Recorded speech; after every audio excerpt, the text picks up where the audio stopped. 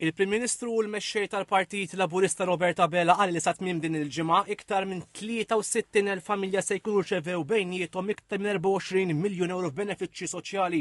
Il-Prim Ministru elenka żiediet il-benefiċċji soċjali fosthom ta' Children's Allowance li qal li l-Gvern qed jagħti żieda ta' 250 euro fis-sena minflok 90 euro fis-sena kif kien wiegħed. Hawnhekk il-Prim Ministru refera l-miżura tat-tnaqqis tat-taxxa illi sejjaħ bħala l-ikbar waħda fl-istorja u qal li minn jannar li ġej il-ħaddiema mhux se jeħlu taxxa fuq l-ewwel 1000 euro li jaqalaw. Attribwixxa dawn iż-żidiet tal-ekonomija b'saħħitha li qal din is-sena tkun kibret b'4.5% minkejja l-isfidi globali. Huwa tkellem dwar l-investimenti illi inawgura din il-ġimgħa f'San Ġiljan u butik hotel f'Birkirkara. Spjega dawn l-investimenti jimxu id fit mal-viżjoni tal-Gvern li jattira turisti ta' kwalità. Hawnhekk irrefera l-policy l-ġdida tal-ospitalità li tkun ippubblikata s-sena d-dieħla. Għamilha ċar din il-policy mhijiex ħata saqajn dawk li xtraw appartament biex jikruh, iżda ħadd imbotta lejn turiżmu ta' kwalità sabiex il-pajjiż jagħmel il-qabża li jmiss. Il-Prim Ministru refera l-Jum ir-Repubblika u qal li mis-sena 2020 quddiem il-pajjiż għamel dik li sejjaħ bħala rivoluzzjoni kostituzzjonali. Hawnhekk semma l-bidliet li saru fil-mod kif inħatar il-Prim Imħallef, il-Kummissarju tal-Pulizija u l-ġudikanti.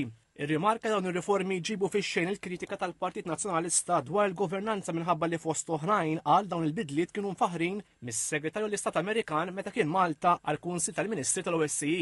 Il-Prim Ministru qal li fl-OSCE u fil-Kunsil tas-Sigurtà ta' Nazzjonijiet Magħquda Malta wriet kemm tgawdi reputazzjoni tajba u l-messaġġ li tibqa' tinbotta huwa favur il-paċi.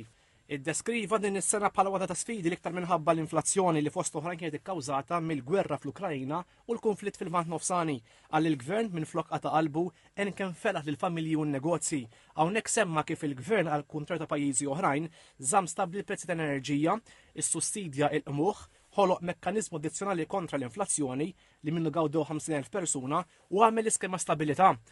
Argumenta li dawn kollha flimkien waslu biex l-inflazzjoni minn 6% issa niżlet għal 2.5%. Għas-sena d-dieħla l-Prim Ministru qal li l-Gvern iffukat fuq il-policy dwar is-suq tax-xogħol li ħad toħroġ għal konsultazzjoni pubblika dalwaqt. Dil-policy għal il-Prim Ministru ħaġġib bidliet kbar fis-suq tax-xogħol għax toħloq ġustizzja. Il-Prim Ministru qal li minħaddem il-ħaddiema barranin b'mod ġust m'għandux għalfejn jinkwieta ħlif dawk illi jabbużaw. Apparti lill-policy il-Prim Ministru qal li l-Gvern se jiffoka wkoll fuq il-policy tal-ospitalità u l-Viżjoni Malta 2050.